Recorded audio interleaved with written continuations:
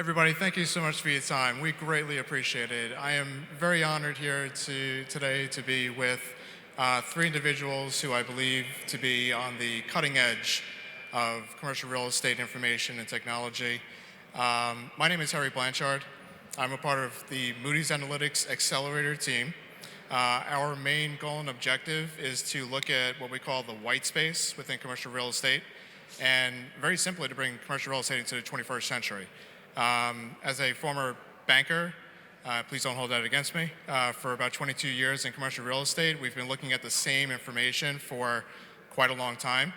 And our Accelerator team is very focused and geared on looking at the fintech spaces and the proptech spaces, new technologies, new niche data sets that are out there that could help the commercial real estate market better perform, give better transparency and efficiency, and I believe that the gentlemen to my right here are a prime example of that. So with that being said, gentlemen, if you wouldn't mind introducing yourselves and your companies. Hi, everyone. I'm Kent Tarrach from Brookfield Properties. I work in the Global Corporate Development Group, and I guess the reason I'm sitting up here today is a big part of my role within Brookfield is understanding the disruption and changes that are occurring within the real estate space. From anything from flexible office and incorporating that into our portfolio to data and analytics and technology and understanding how to best layer those into our operations and develop our strategy around that, not just for office, but also for our other property verticals as well. Hi. Can you hear me? Oh, there we go. All right, great. I'm Michael Mandel. I'm co-founder and CEO of CompStak.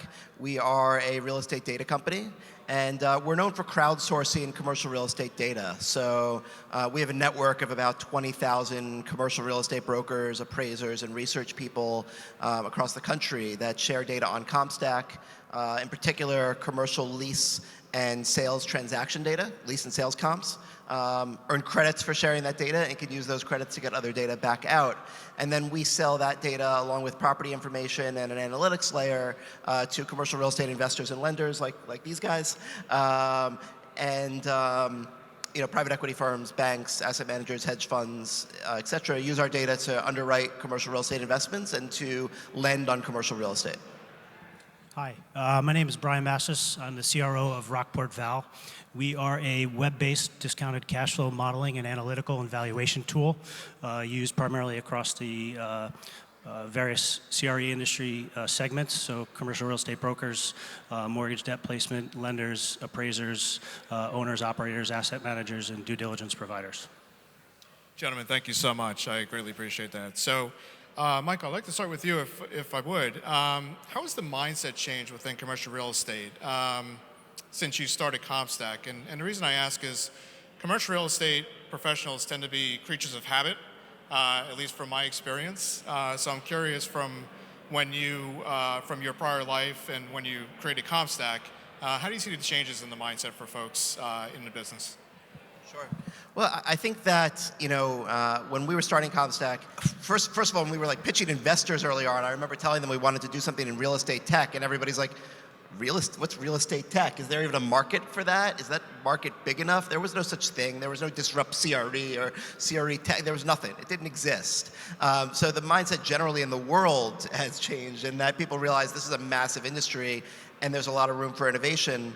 I think, we had a little pre-call, and I think one thing that I think was most interesting to me lately is that not only are people interested in the technology, but I think people are afraid now that if they don't use real estate technology in some capacity or do something interesting with their data or bring in other interesting kinds of data, that they're going to fall behind. But at the same time, most of the industry still doesn't really understand what they want to do with the data, what they want to do with the technology, or really where the value can come from it. They just know that they should do something. So now it's like, a matter of, we went from only giving people platform access to CompStak to now we do more and more API deals.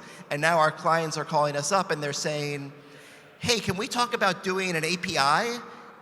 But they don't know what an API is, which, by the way, it's an application program interface. They don't really know what an API is or what it does or what they can get from it. And they're like, well, what do other people do? Because I hear people are doing this thing called an API, or people are getting data and doing stuff with it. What are they doing? Because maybe I can do that too. So we're in a period of transition where people, I think, realize that there's something to be done with technology, there's something to be done with data, but there's not enough sophistication necessarily maybe within the general real estate community around how to use it, what to do with it, and we still have to do a lot of hand-holding to help people with that.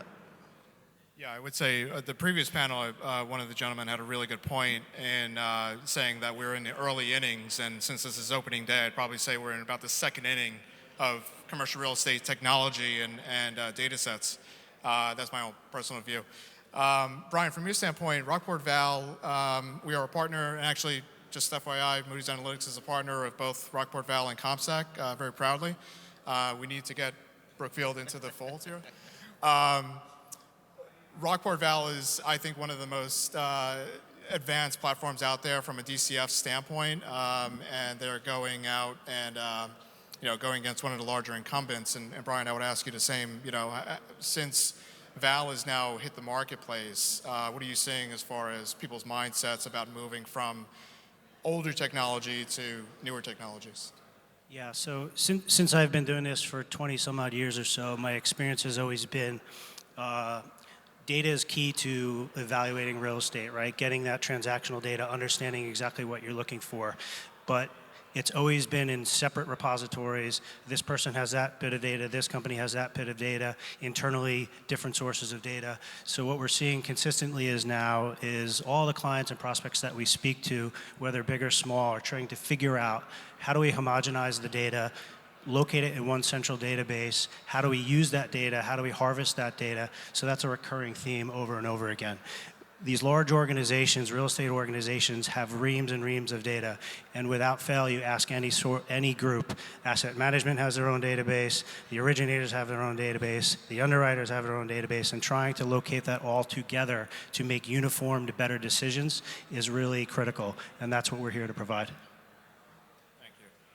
And Ken, I would ask you from a different perspective. Obviously, Brookfield is one of the most well-respected firms, as we all know, in the commercial real estate industry. From your perspective, it's a bit different, obviously, because you're on the other side of the fence, if you will.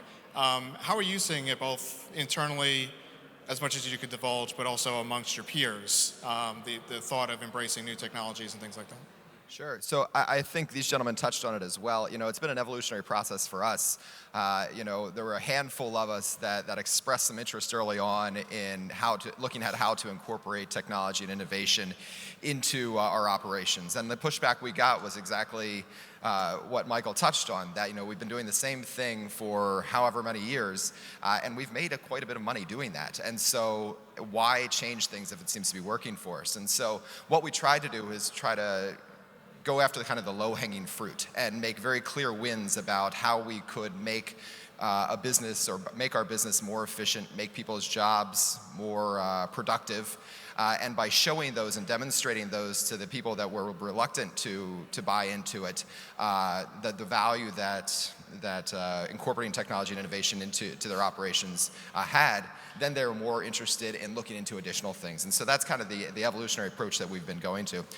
Right now, I would say what we're looking at is we're identifying various point solutions that help us improve the speed at which we can handle certain aspects of things. So we're adopting asset management technologies to help us in that space, leasing technologies, market research technologies, acquisitions and valuation technologies. And so we have identified these paths that are operating in these silos that are helping us become more efficient in those specific businesses. But exactly what he touched on, the next step for us will be to start to aggregate and consolidate that information. And exactly the question is how to do that. Do we need a common data language that allows information coming out of VTS to speak with information coming out of CompStak, which comes out of Rockport Val and others, so that we can very easily consolidate that information? Do we need to develop some data warehouses and other technologies to be the pooling solution for bringing that information together? And I think that's going to get figured out over the next 5 years or so. And when that happens, you're going to see a change in the types of people that real estate companies are starting to hire.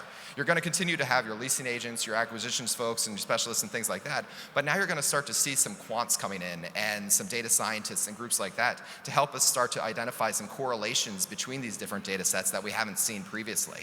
And so it's an evolutionary process, but I think that's the path that we're going on. And I would say it's not just Brookfield that feels this way. What we've also started to do in this space is much more so than what I should say we've ever done before in the industry. We've started to share notes around how we are using data across platforms. I'm on regular conversations with Blackstone and RXR and Hines and Rudin and Durst, and getting feedback from them as much as they are I'm sharing with them on what we're doing at around the edges there and how we're utilizing technology. Because at the end of the day, we see a lot of this becoming commoditized. And so how we collect that data is going to be less important than what we ultimately do with it. And that will continue to be our differentiator. And so that's kind of the approach that we're taking. I just want to switch gears for a second, more towards users and prospects, and just sort of get your thoughts on maybe some of the misconceptions that are out there about embracing some new technology. So I can say for myself, for Moody's Analytics Accelerator, a lot of times when we are talking to a prospective client or an existing client, and where, as Ken had mentioned, we have a large staff of PhDs and scientists and engineers, things like that make me feel quite stupid at times. We bring these things to light, and there's like, wow, we didn't realize that Moody's Analytics was working on something like this. It's really cool. I don't know what to do with this. And I'm curious if you all are sort of experiencing that, sort of breaking the mold of like, well, it's not broke, so don't fix it. How do we start to change that mindset? Yeah, sure. For us, it's exactly right. So if it ain't broke, don't fix it. So we are trying to offer the industry an alternative to what already exists. There's an incumbent product out there that's been there for 20 plus years, and then there's Excel. The analogy I would draw would be Lotus 1, 2, 3, and then all of a sudden Microsoft brings out Excel to the world and trying to get people to convert. So no one wants to be first, no one wants to be last, and it'll be a little bit of an education process, but it's convincing them that they're not taking a giant leap of faith, convincing them that we're not going to disrupt their workflow to the extent that they're paralyzed, and showing them how, through the use of our product, there's efficiencies to be gained and a better process overall to make better informed decisions quicker and faster. Yeah, I would echo that. I mean, obviously, this conference is called DisruptCRE, but I think realistically, to really penetrate an industry that is kind of an old school industry like real estate, you can't truly be disruptive if you want to succeed. You need to find a way to help bridge that gap between things have been great the way they are, they work for me, to try this new thing. I think in the case of Rockport Val, right, like you've got to be able to make it very easy for people to transfer over from, I'll say it, Argus, and make it very easy for them to make that transition. For us, it was a matter of, no, we're not going to flip everything on its head. Everybody's been trading data all the time in this industry. Instead of trading it over the phone or in a meeting, trade it on CompStak, yeah, you were calling brokers to get this data. Isn't it a lot easier to just type, log in and get it easily accessible? Same data, same process. It's still coming from the brokers, but it's coming in a more efficient way. So I think that, the key thing is for any technology company to be able to bridge that gap so that people don't feel like you're trying to, turn everything on its head. If your competitive advantage as a technology company is simply being the historical industry standard and not sharing your information, that's not the way that you're going to advance. And so that's why we really like the new technology companies that are opening their doors and being willing to integrate and share their data and cross paths, because they're not going to be great. One solution isn't going to be great at everything, but if I can take your data and your information from one platform and connect it in with something I'm using from another, that is a kind of a 1 + 1 = 3 equation that allows us to all improve upon the data that we're collecting, the information that we can get from it. No, that's a really good point. And I always use the analogy for commercial real estate. For me, it's quite disheartening as a CRE person, where you can go on your smartphone and you can go to Rocket Mortgage and you can get a HELOC on your home probably within 30 minutes.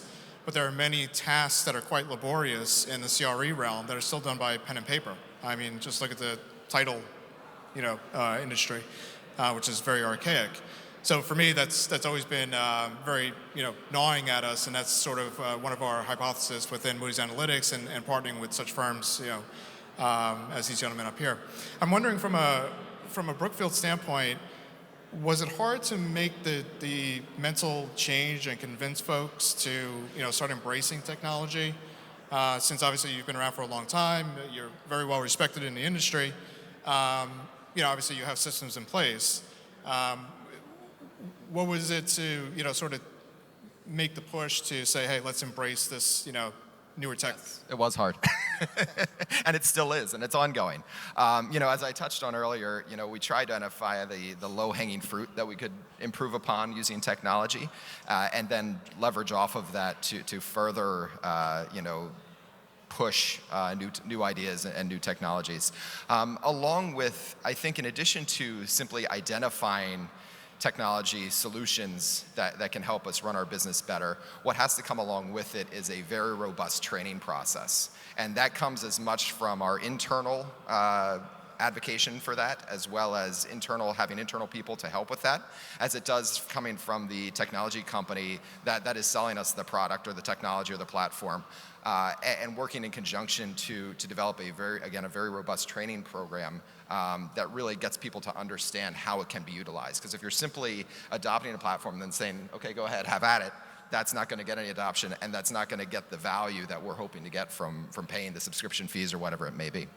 And that's a failure all the way around. That makes sense. And actually, I would kind of like to continue with you. If, from your standpoint, from a landlord standpoint, what are sort of the data sets that they're now looking at from a data usage standpoint? We obviously have two very highly advanced platforms here on the panel. Are landlords looking at better information, more niche information, or are they looking still at the standard go-to reports and appraisals and market reports, things like that? I don't think at this point we're going too far out on a limb and pulling in alternative data. I think what we're trying to do at this point is collect the data that we already have available to us and put it in a format that makes it more easily accessible and that we can run better analytics on it. I mean, we've had lease comps for forever. They've been shared for a very long time. But what Michael's platform allows us to do is have it all easily accessible in a very clear frame that we can then run analytics on and make smarter decisions utilizing it. VTS is the same way. We've tracked our pipeline using Excel spreadsheets for an extended period of time. But what they've done is now somewhat automated that process and put an analytics platform above that so that we can do comparisons and see scenarios and spot trends that we couldn't do before. I think the next phase in this is to go a little further out on a limb and start to look at some of these alternative data sets that were harder historically to collect and try and blend that in with the information that we have in-house. But it's a crawl, walk, run kind of thing, and we're still trying to get to that space.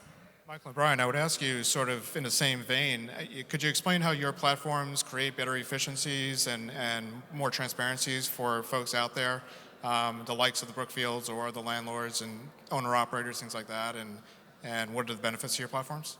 Sure. From the basic standpoint, we believe in the same kind of open architecture, open interconnectivity, whether it be third-party applications or a client's own proprietary applications. So from the transparency standpoint and the data sharing component of it, we want to make it easy for you as a user to use third-party data or your own data to make better decisions. But not having to rekey things multiple times from one system to the next. So to use an API, to be able to push data from CompStak, which then creates a rent roll basis for a valuation model, then overlay your assumptions to create your value and your cash flow projections.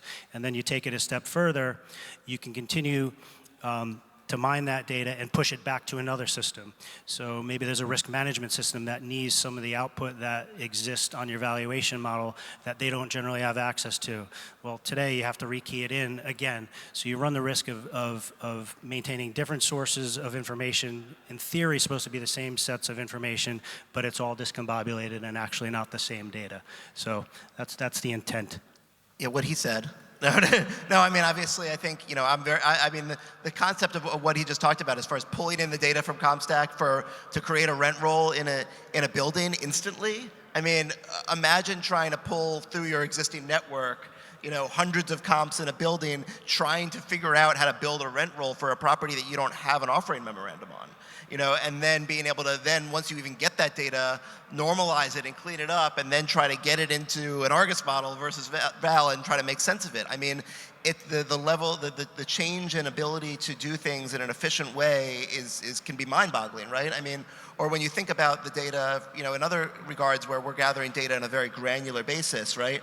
You can instantly filter through our data and see what the average starting rent is for deals, over the 40th floor within close proximity of Central Park that'll have Central Park views, and how rents are trending for that, and plug that into your model if you've got vacant space in a building that you're looking to buy and you want to see what kind of rents you're going to get in that space that'll impact the value. And could you get that data before? Well, if you made a lot of calls, maybe you could get some of it, and then you could try to manipulate it to try to get the insight into it, or you can do it instantly. So there's a big level of an increase in transparency, but also a massive increase in efficiency. So just a cheap plug here. So Moody's Analytics, we have a Reese network that we've created. It's an API AWS-based system that incorporates both Rockport, Val, and CompStak, which we're extremely proud of. And I would ask folks, Ken, let me start with you. From an actionable standpoint, once we have tools like this that are integrated and you have effectively a one-stop shop, we're building an ecosystem that's on AWS that you could use a multitude of platforms that are all fully integrated and talk to each other. How do we get more folks to embrace that? Obviously, it sounds like Brookfield is much more forward-thinking than some of the other maybe folks that are out there, but maybe some of the smaller CRE shops and smaller operators. How do we start moving that trend and getting out of the second inning and moving it, further along? Yeah, that's a great question. To kind of continue to push things forward, I think the best bet is to focus on solving, again, the easiest stuff in your office. Look at how you can aggregate the information that you're currently trying to create on Excel spreadsheets and through a variety of different databases, and figuring out how that process can be automated. And then look to see, what solutions you can, or what understanding you can generate from that. And once you do that, and once you start to do those things, that's going to push you quite a ways forward. The leap that we were able to take by automating processes like comp collection and analysis, and automating our leasing pipeline so that we have direct connectivity with our leasing agents. Simply by doing that, which isn't rocket science at this point, these are core solutions that are now part of our daily operations. They have made us much more efficient. There will be a point where we need to get a little more creative and start thinking about, again, going back to the alternative data and solutions like that, and that's going to be a harder lift for us. But there's a lot of low-hanging fruit and easy stuff out there that can be addressed through technology that's relatively reasonably priced and easy to implement, and doesn't require a company that is the size of Brookfield to benefit from. From a challenge standpoint, I'm curious. Michael, let me start with you. What are some of the challenges? I think we've come a long way so far in the last few years as technology has grown in CRE, which is fantastic. But again, I still think I go back to that, we're in the second inning idea. What are some of the challenges that you see at CompStak in pushing things forward and sort of moving the envelope, and where can we go? Well, there's always lots of challenges. So I think that probably most notably goes back to what I mentioned at the beginning, which is that you've got people who are interested in doing interesting things with technology, but they're not sure what to do with it, and figuring out how to bridge that gap. You can build the tools to try to spoon feed it, but then even then you still have to deal with sort of political challenges within the organization that the people in the leadership may not fully get it. So then you got to build a groundswell across that organization. You got to bubble back up to the leadership, then regroup with the leadership and try to get it rolled out and make sure everybody's talking. So I would say, challenges are around, I think, making sure that the leadership within the organizations in which we work understand the challenges that their team has and how technology might be able, and are open to thinking about how technology might help those decisions. Because I think that oftentimes the management team who says, oh, everything's fine the way it is, has no idea that whatever report they just got from some director level person came from the result of a month worth of work by 3 analysts because they didn't have technology or they didn't have a resource to get that done. And I think what I would say as far as helping companies like ours, not that you asked, but helping companies like ours be more successful in working with these organizations would be for the people who are in the management of these organizations to go back and ask people, what are the challenges you're having, and do you know of tools that can help you do it? Because we've seen it ourselves internally. We just nearly doubled the size of our company in the last quarter, and all of a sudden just started bringing on a lot of new tools because it was a matter of we can either hire even more people to manage all the administrative burden that comes along with hiring a lot of people, or maybe we can find some tools that will help make us more efficient in doing that. And I think ultimately we bought these tools and saved ourselves a ton of money rather than the other way around. So sorry if that was long-winded, but that's where I come from on it. Brian, I would ask you the same. So Rockport Val is a hugely comprehensive platform, very sophisticated. What are some of the challenges you're seeing as far as where you sit right now and sort of pushing things forward, both internally but also from what you're reading in the marketplace? One of the biggest challenges we face is trying to be a one-size-fits-all for everybody. So no matter who you talk to, the largest asset managers in the world down to the mom-and-pop shops that could actually use our product, they all want a different spin of something, right? They want this report, this functionality, that feature. So for us, it's maintaining and keeping focus on what it is that the market truly needs. I can dream up lots of crazy good ideas on what I could possibly do with my platform, but if no one else is going to use it, what's the point of actually doing it? You're just going to waste some time. So from that standpoint, it's really staying focused on what the market really, is it an application, is it a function or feature that can be widely used across the platform? And in that vein, we speak with a lot of different potential partners about partnering up to do different things. They may do something better than that we can do, or maybe they have a piece of the puzzle that we don't necessarily want to spend the time to build, take 2 years to build. So a strategic alliance in that capacity makes a lot of sense. So that's what we're looking for.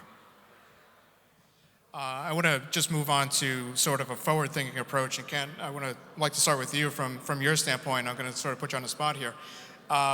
If we look forward 24, 36 months, what type of information do you envision the market needs, or what does Brookfield need to continue to succeed at the level in which you're succeeding?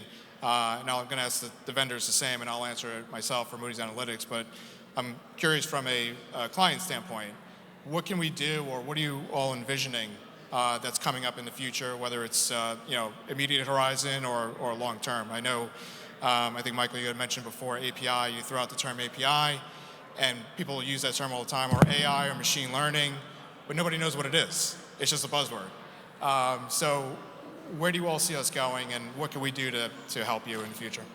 Sure. So I think we've touched on it a bunch.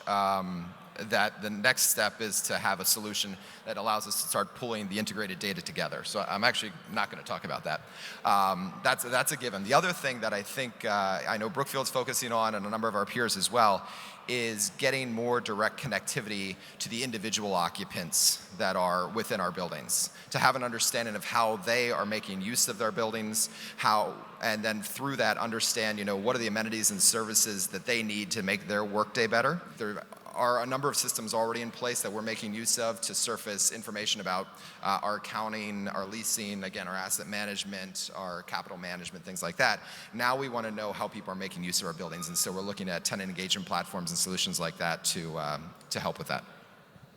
Michael, your platform is extremely robust. Obviously, there's a huge multitude of different functionality that you could use within it. I know you've just released an analytics module, which is quite impressive. Can you just chat about that for a moment, and then also just add to that what you think your information can do in the future as well? Sure. So, I'm very excited about the analytics platform. what we do within the analytics platform, and this is just really the very beginning, is we allow you to basically compare any data set within CompStak against any other data set and really test a hypothesis and use that to make a point, right? So for instance, we've had people look at trying to understand which tech corridors are growing the most and how they compare. So you could look at tech company deals within New York City, average effective rent over the last 10 years, and compare that to effective rent of tech deals, within San Francisco and within Cambridge, or within certain neighborhoods within them, and compare neighborhoods and understand, so we saw somebody do this who was putting together a new fund and was putting together a private placement memorandum where they were targeting tech tenants in Cambridge and wanted to show, how the tech sector was growing in Cambridge as compared to other markets, right? And I think that it's really interesting to be able to roll up data, and I think there's going to continue to be an increase in transparency of data, which will allow you to prove out interesting, theses like this.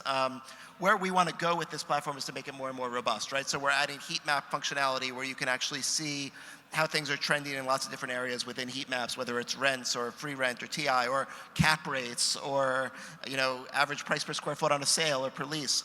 And then combining different data sets together so you can benchmark employment growth against rental growth, against cap rate compression, or whatever the case may be. So I guess the general thing that I think about as far as where this industry is going is around transparency of data, and the analytics platform that you pointed out, I think is one step in that direction and helping to expose that data and create more transparency, which ultimately I think will create more efficiency in the market for everyone. Deals will get done faster, deals will get done better, and that should be better for everybody. Brian, your platform itself, for those of you who haven't seen it, please stop by the Rockport Val booth. It's a tremendously impressive platform. You all have a repository of approximately 75 reports that are run on the fly, which is quite impressive, in addition to any custom reports. Once that data is there, and that's great, from your standpoint and from your background as well, what other information can we use, or how can we take the information that you have and synthesize that into maybe looking at leading indicators and things like that? So I know a lot of your reports will look at downtimes and TI packages and free rents and things of that nature, which is great. What information can we use to help facilitate more of a forward-thinking approach to those type of reports? At the end of the day, really, real estate analysis is pretty straightforward, right? It's cash flows. It's maybe basis in a building. The cash flows are generated from the leasing data that's provided to us either by a third party or the owner itself.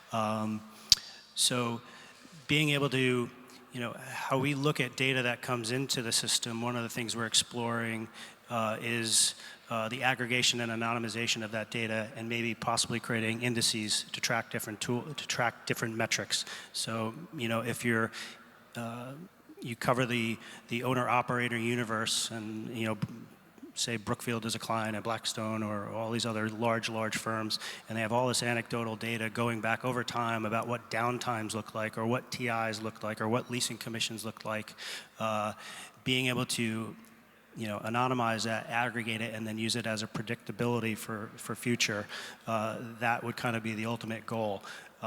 We don't know what we don't know yet from the standpoint of where BI will go and artificial intelligence. I think those terms get thrown out a lot there yet. The beauty of our platform is that it's extremely malleable and flexible from the architecture standpoint to allow us to contemplate those things in the future. So that's when we designed it, that was in the back of our mind, to be able be open to different ideas or different platforms that may come up over time, and connect it into the platform to drive those results or handle those future opportunities as they exist. Thank you. Gentlemen, I want to thank you so much for your time. I greatly appreciate it. And please note that both large and small institutions, we are actively trying to search for new technologies for commercial real estate and improve this market and make it more efficient and transparent for the users. So, gentlemen, thank you very much.